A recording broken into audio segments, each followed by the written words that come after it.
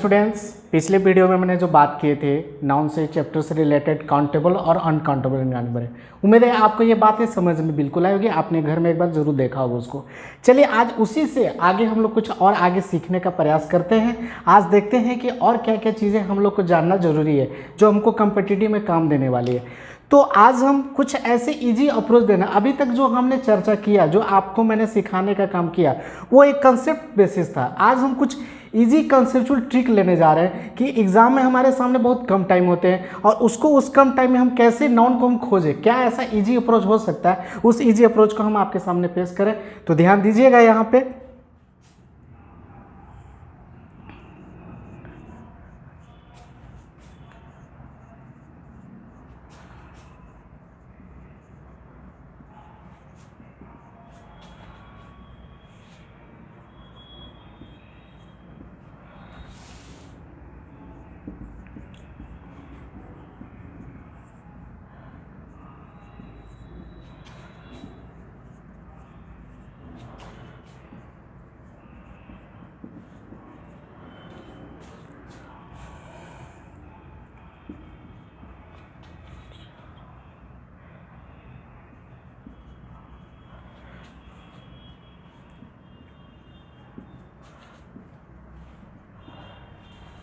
आइए देखते हैं, आपके सामने मैंने कुछ वर्ड लिखा, क्या है पढ़ने का प्रयास करते हैं एक बार। Ment, ness, hood, ship, C Y, sion, ITY, PHY, logy, age, ism, ture, ance, late, etc., ऐसे बहुत सारे हैं। ये कोई कंप्लीट वर्ड नहीं है, इनको कंप्लीट वर्ड नहीं मानना है, लेकिन हाँ ये एक रूट है कि अब हम किसी वर्ड में जब इसको जोड़ेंगे ना, यानी सफिक्स करेंगे, तो आपको ये कंप्लीट वर्ड बना देगा और हमको नाउन खोजने में बहुत जल्दी आसानी होगी, कोई परेशानी नहीं होगी। अब ये यूज कैसे होता है, कैसे ये हमारा ट्रिक काम कर सकता है कंसेप्चुअल, आइए उस कुछ हम वर्ड को आपको रिलेट करना सिखाते हैं, जिससे आप 1000 वर्ड आप बना सकते हैं और हजारों लाखों आप नाउन पहचानने कोई दिक्कत नहीं होगी।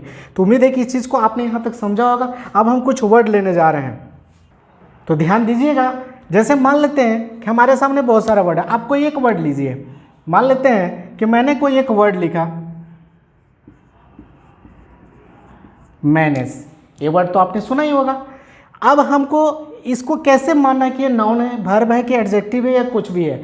तो अब इसमें एक हम रिलेट करते हैं। मान लेते हैं मैं इसको रिलेट किया, इस पर मैंने इसको रिलेट किया। अब पूरे वर्ड को एक बार हम पढ़ेंगे तो क्या पढ़ने में मिलता है, मैनेजमेंट। क्या लग रहा है, पहले से था मैनेज जो एक प्रबंध करना होता है, वर्ब के सेंस में आया, लेकिन अब इसके साथ मैंने एक मेंट को सफिक्स किया, इस वर्ड को मैंने इसमें जोड़ने का काम किया। तो पूरे वर्ड को पढ़ने में क्या लग रहा है, मैनेजमेंट। मतलब अब पूरे के पूरे वर्ड को क्या मान लेना है, नाउन मान लेना है। क्यों मान लेना है, क्योंकि हमको पता है कि किसी भी वर्ड के अंत में, किसी भी वर्ड के अंत में ये सारे के सारे अगर हमको दिख जाए तो उस पूरे वर्ड को हमको किसी भी कंडीशन में सिर्फ ओनली एंड ओनली नाउन ही मानना है और हमको उसके अलावा कोई चीज़ नहीं मानना है। तो हमें यहाँ पे ये दिखाई दिया कि मेंट हमारा सबसे अंत में आ रहा है, यानी इस पूरे वर्ड को हमको नाउन मानना है। क्लियर हो रहा है फंडा। तो चलिए एक और वर्ड हम लेते हैं,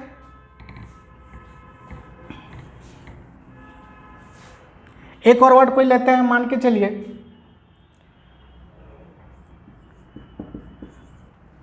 इस पे देखिए, हमारे सामने लिखा है चाइल्ड। आपको पता है कि चाइल्ड मतलब होता है बच्चा। अब इसके सामने हम कोई एक सफिक्स करते हैं, मान लेते हैं मैंने इसके साथ ए सफिक्स किया।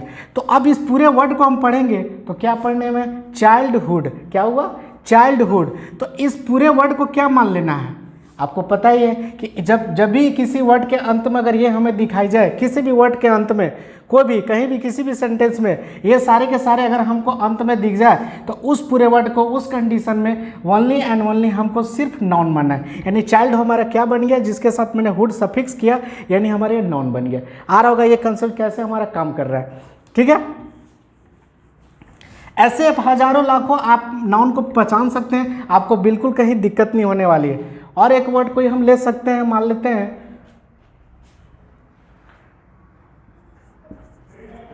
ये हुआ वीक। अब वीक के सामने, अब हम उसको पता है कि वीक के साथ मैंने क्या लिया, नेस। क्या लिया, नेस। आपको पता है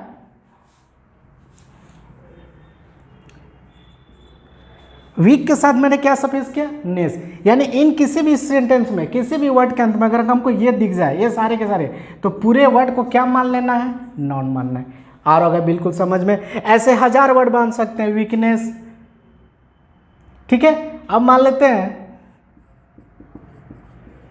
फ्रेंड।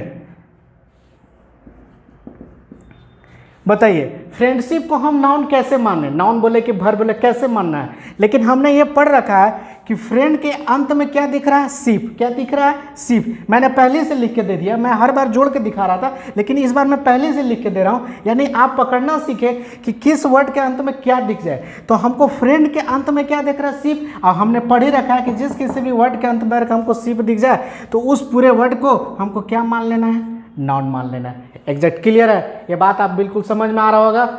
आइए, ये तो बातें हमारी होगी नाउन के बारे में कि नाउन को भी एग्जाम में कैसे फाइंड आउट करना है। अब आपको दिक्कत नहीं होनी चाहिए, बशर्ते आप घर में उसको बहुत अच्छी तरह से, जितने भी मैं आपको वीडियो दिया हूँ, जितने भी आपकी मोबाइल में आपको वीडियो उपलब्ध है, आप उसको घर में एक बार जरूर देखें, दिल से देखें और लाइक करें और शेयर करें। बस आप मन लगा के इस वीडियो को ध्यान से देखें, आपको कहीं बिल्कुल दिक्कत नहीं होने वाली। नाउन से रिलेटेड आपको प्रॉब्लम नहीं होगी। बस आप बने रहिए मेरे साथ, देखते रहिए। आइए अब इसी को लेकर आगे चलते हैं। तो अब हमारे सामने जुड़ता हुआ नजर आता है नाउन का ही एक पार्ट है जिसका नाम है जेंडर, ठीक है। जेंडर, अब जेंडर बचपन से हमने पढ़ रखा है कि जेंडर मतलब लिंग होता है। अब इस जेंडर को हमारा अभी जो एग्जाम, अभी जो हम डेली लाइफ में जो एग्जाम देते हैं, कॉम्पिटिटिव की बात होती है, अब इस जेंडर की क्या इंपॉर्टेंस होती है, आइए इसको बहुत अच्छे से समझने का प्रयास करते हैं। तो ध्यान दीजिएगा आप, जेंडर हमारे सामने 3 तरह के होते हैं, पता है। तो पहला जेंडर हमारे सामने है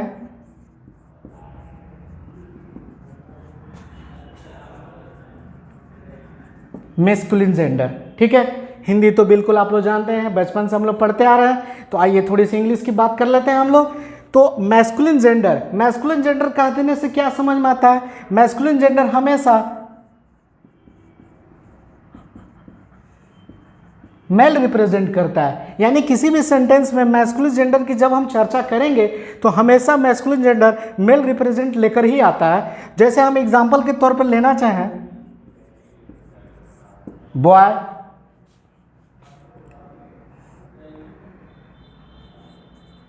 मैन,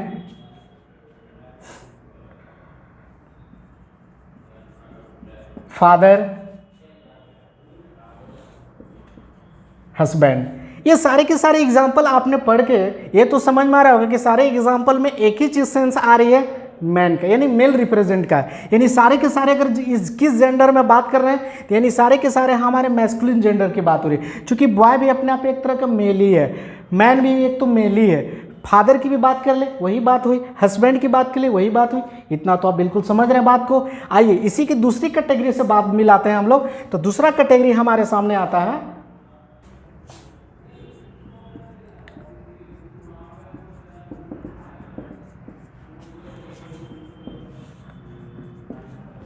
फेमिनिन जेंडर। आपको पता है कि अभी हमने जस्ट मेल की बात की, तो जाहिर सी बात है कि अब हम लोग फेमिनिन की ही बात करेंगे। तो फेमिनिन जेंडर कह देने से ही मालूम समझ में आता है कि ये अपने आप में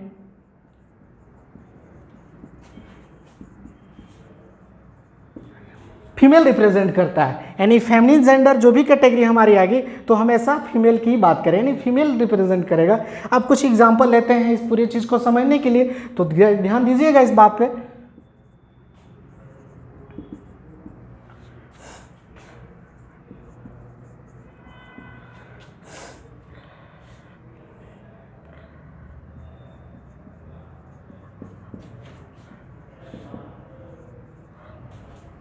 आइए देखते हैं फेमिनिन जेंडर की जब हम चर्चा कर ही रहे हैं तो फेमिनिन जेंडर में क्या क्या हो सकता है, girl, women, mother, wife.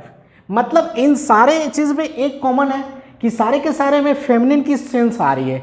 Girl की बात कर ले फेमिनिन जेंडर, वोमेन की बात कर ले वही बात हुई, मदर की बात कर ले, वाइफ की बात कर ले। मतलब सारे के सारे में सिर्फ एक ही चीज़ आ रही है हमारे समझ में कि फेमिनिन ही जेंडर की बात हो रही है। बिल्कुल आ रहा होगा समझ में। आइए देखते हैं इसी की तीसरी कैटेगरी,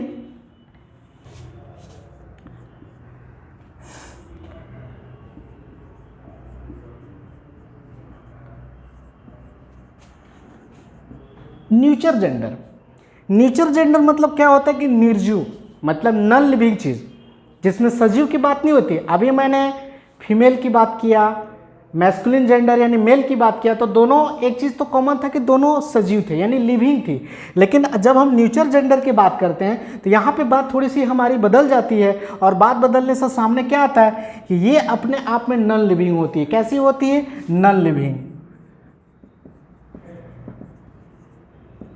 ठीक है, नॉन लिविंग। अब नॉन लिविंग में क्या क्या हो सकता है?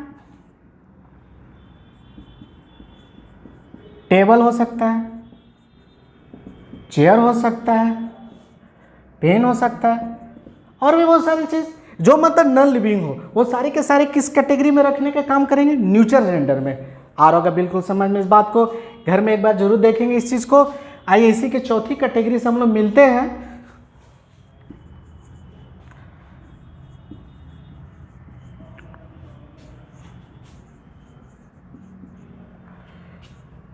Common gender. अब कॉमन जेंडर को एक सेकेंड भूल के मैं सिर्फ कॉमन की बात करूं तो कुछ वीडियो में मैं यही बोला हूं कि कॉमन नाउन, आपको मालूम होगा कि कॉमन शब्द कह देने से ही हो जाता है कि कॉमन मतलब कि या तो कुछ भी हो सकता है, या तो मैन भी हो सकता है, या तो फीमेल भी हो सकते हैं। कॉमन की बात है, कोई एक ही हो सकते हैं। ये नहीं कि आप फिक्स है कि आप वो मैन ही होगा, ऐसा कुछ नहीं, क्योंकि कॉमन का तो पहचान ही वही है। तो अब मान लेते हैं कि कॉमन जेंडर की बात करें, या तो उस जेंडर अपने आप में मेल हो सकता है या तो फीमेल हो सकता है, दोनों हो सकता है। जैसे मान लेते हैं डॉक्टर। अब आप बताइए ज़रा, डॉक्टर हमारे जितने भी दुनिया में हैं, भारत की बात कर लो, अपने देश की ही मैं बात कर लूँ, तो डॉक्टर आपको पता है या तो मेल भी हो सकते हैं या फीमेल हो सकते हैं। यहाँ पे जेंडर क्लियर नहीं होता है, मतलब ये नहीं कहा जा सकता है कि ये मेन ही है। यहाँ पे कोई नाम नहीं दिया गया किसी भी व्यक्ति का कि उसे ये मालूम चल जाए कि यहाँ पे जेंडर क्लियर है, नहीं। आपको पता है कि डॉक्टर मेल भी हो सकता है, फीमेल भी हो सकता है। तो यहाँ पे हम कॉमन सेंस की बात हुई, यानी कॉमन जेंडर की बात हुई। आप उसी तरह ले लिए टीचर।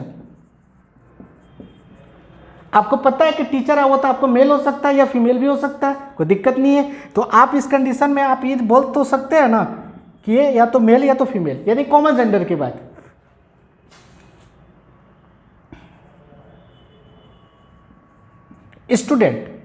स्टूडेंट कर देने से यहाँ पे जेंडर क्लियर नहीं हो रहा है, बट ये एक तो कह सकते हैं ना कि स्टूडेंट या तो हमारा मेल के रूप में भी हो सकता है या तो फीमेल के भी रूप में हो सकता है। कॉमन जेंडर की बात हुई तो यहाँ पे हम दो चीज बोल सकते हैं। क्लियर आएगा, फंड है, बात को समझ में आ रहा है बिल्कुल। तो इसी तरह समझने का प्रयास करते हैं कि कॉमन जेंडर मतलब मेल और फीमेल कॉमन हो सकती है, या तो डॉक्टर या मेल भी हो सकते हैं या फीमेल भी हो सकते हैं, कोई दिक्कत नहीं है। टीचर भी हमारे आपको पता है कि या तो मेल के रूप में हो सकता है, फीमेल के भी रूप में हो सकता है। स्टूडेंट की भी बात कर ले, वही बात हुई जी, या तो मेल हो सकता है या तो फीमेल भी हो सकता है, कोई दिक्कत नहीं है। आइए बिल्कुल समझ में आ रहा होगा इस बात को, घर में एक बार जरूर देखें। ये तो हमारे जेंडर की हुई। अब इसी से रिलेटेड हम लोग बात करते हैं केस, यानी नाउन केस, मतलब संज्ञा कारक, जिसको हिंदी में बोलने का प्रयास करते हैं संज्ञा कारक, जिसको इंग्लिश में हमने लिखने का काम करता हूं।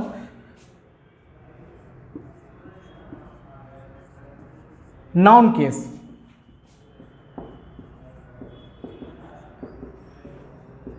संज्ञा कारक, ठीक है। अब इसको हमको कैसे मानना है? नाउन तो आपको मालूम है कि अभी हम लोग ने यही सीखने का काम करा है, नाउन पे ही हम लोग काम कर रहे हैं। तो अब हम लोग को संज्ञा कारक के रूप में कैसे पहचानना है, ठीक है। तो आइए उसके लिए कुछ हम लोग एग्जाम्पल का सहारा लेते हैं। जैसे मान लेते हैं नाउन केस तीन तरह से काम करता है, सब्जेक्टिव केस, दूसरा ऑब्जेक्टिव केस, और तीसरा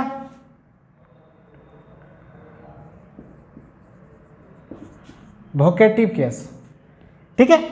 आपको पता है कि शॉर्ट में मैंने लिखा हूं, एक बार मैं डिटेल लिख देता हूं।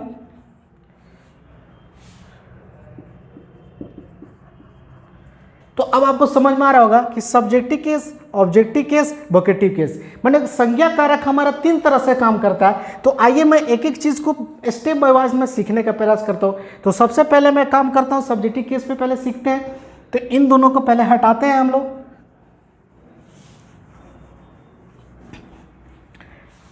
अब हमारा नाउन के सब्जेक्ट के रूप में कैसे काम करता है, तो उसके लिए मैं कोई एग्जांपल लिखने का करूं। Noun is used as a subjective case, that is called subjective case।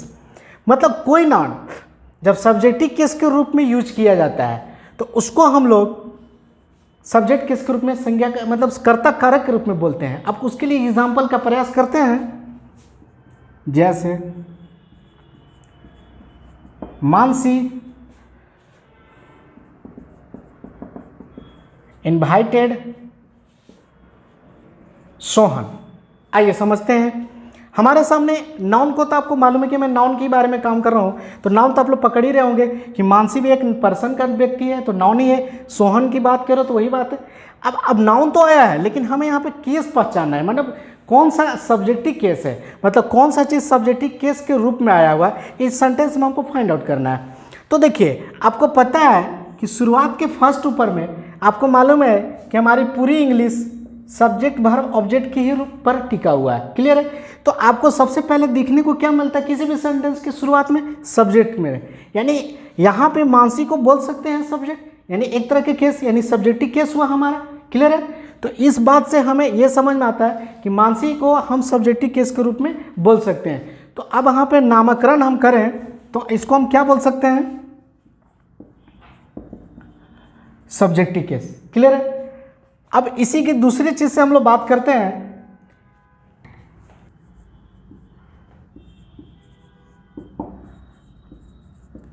Objective case. Objective case का मतलब कर्म कारक। ठीक है?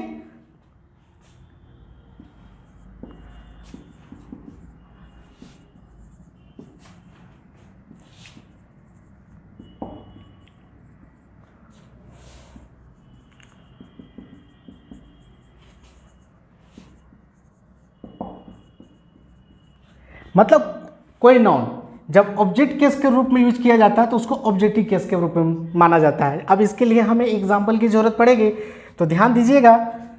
फिर मैं वही एग्जाम्पल दे रहा हूं, फर्स्ट वाला।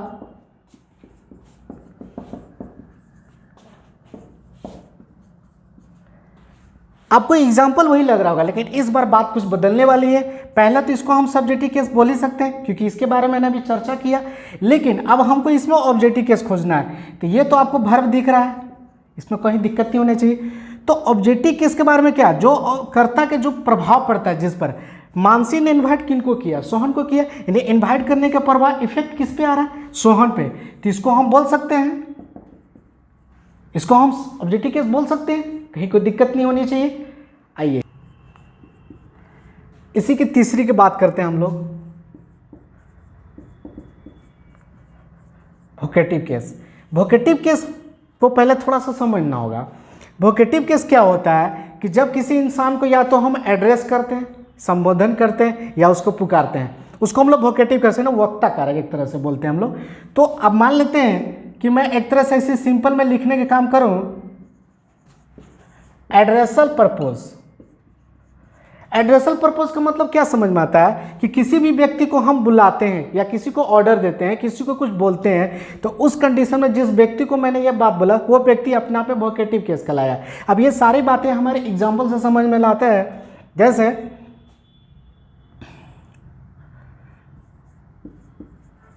रोहन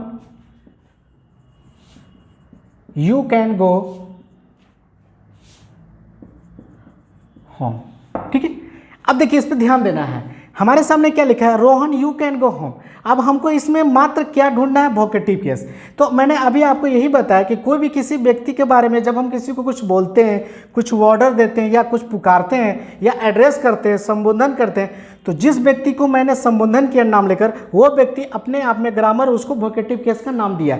तो आप एक बार पढ़ के देखें, Rohan comma you can go home. आप सोचिए कि इसमें बोल किसको रहा है, बोला किसको जा रहा है? तो सिंपल सी बात है कि रोहन को बोला जा रहा है कि आप घर जा सकते हैं। तो इस कंडीशन में रोहन हमारा क्या बना? Vocative case. क्या बना? ठीक है? अब इसी के लिखी हुई बातचीत को आप चाहे तो ऐसे भी लिख सकते हैं,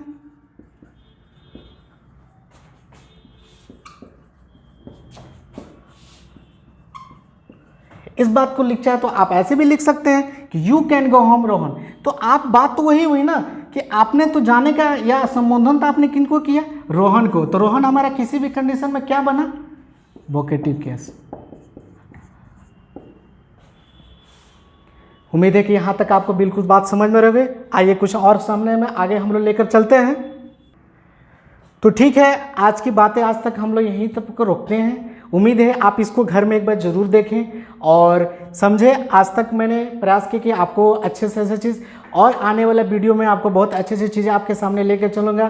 प्रैक्टिस सेट भी करेंगे हम लोग, प्रीवियस ईयर क्वेश्चन पे भी काम करेंगे, और अपने दोस्तों के साथ फेसबुक, व्हाट्सएप, जितने भी आपके फ्रेंड्स हैं ग्रुप में, आप उसके साथ शेयर करें और खूब सारा प्यार हमें सपोर्ट करें। मैं आपके लिए हमेशा कुछ नए नए चीज़ लेकर आपके सामने जरूर होगा। तब तक के लिए धन्यवाद।